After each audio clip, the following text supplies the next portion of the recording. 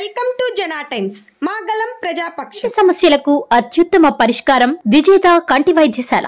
ఆప్థమాలజిస్టుగా సుదీర్ఘ అనుభవం ఉన్న డాక్టర్ వి హజరత్ కుమారి గారి సారథ్యంలో ఎన్నో వేల మందికి కంటి చూపు ప్రసాదించి రోగులకు అత్యాధునిక వైద్యాన్ని అందిస్తున్నారు. బీపీ, షుగర్, ఇతర ఆరోగ్య సమస్యలతో ఉన్నవారి రెటీనా జబ్బులకు అతి తక్కువ ఖర్చుతో ఆపరేషన్లు చేస్తున్నారు. కంటి సమస్యలు ఏవైనా సరే వెంటనే సంప్రదించండి విజేత కంటి వైద్యశాల. డోర్ నంబర్ 15-275, కెనరా బ్యాంక్ పక్కన, బాబు ఐస్ క్రీమ్ ఎదురువీధి, Brindavanam. Welcome to Jana times. దుష్ట చతుష్టయాలు ఎన్ని ఏకమైనా కూడా కావలి కావ్యాకే ఎస్ అని చెప్పాలి.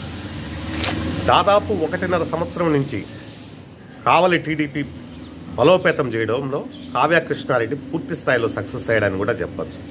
ఒక్క తాటిపై కార్యకర్తలను కానీ ఓట్ బ్యాంకును కానీ మలుచుకోవడంలో కావ్య కృష్ణారెడ్డి పూర్తి స్థాయిలో సక్సెస్ అయ్యాడని కూడా చెప్పచ్చు.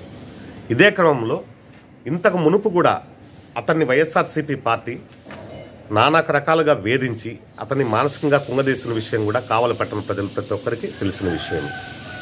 ఈ క్రమంలో కరెక్ట్గా ఎలక్షన్ మూమెంట్లో ఇటు అధికార పక్షం ఇటు ప్రతిపక్షంలో ఉన్న కొద్ది మంది అధికార పక్షం వారు వీరందరూ కలిసి ఒక మాధ్యమాన్ని ఎంచుకొని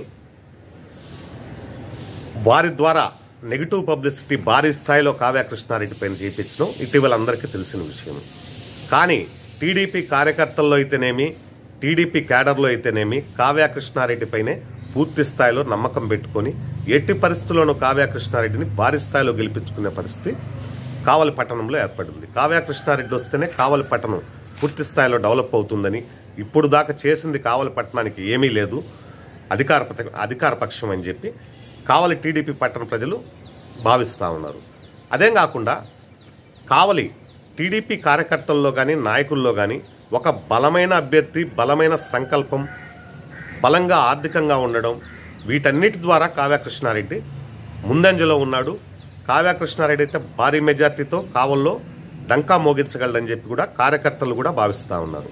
నిన్న రాత్రి జరిగిన ఆత్మీయ సమావేశంలో కూడా జిల్లా నుంచి ప్రతి ఒక్క నాయకుడు రావడం, కావ్య కృష్ణారెడ్డికి భరోసా ఇవ్వడంతో ఒక్కసారి కావ్య కృష్ణారెడ్డి గారు నూతన ఉత్తేజంతో ఇంకా పొంగి పొరులుతున్నాడని కూడా మనం ఖచ్చితంగా చెప్పొచ్చు.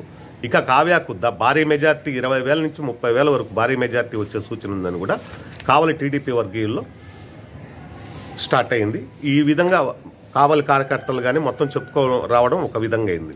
ఇంకొక తదుపరి ఇటీవల వేమిరెడ్డి ప్రభాకర్ రెడ్డి టీడీపీలోకి వస్తున్నాడు, కావలి టికెట్ మారబోతుంది అనే ఒక దుష్ప్రచారం కూడా ప్రజల్లోకి తీసుకెళ్లడంలో వైసీపీ పూర్తి స్థాయిలో సక్సెస్ అయింది.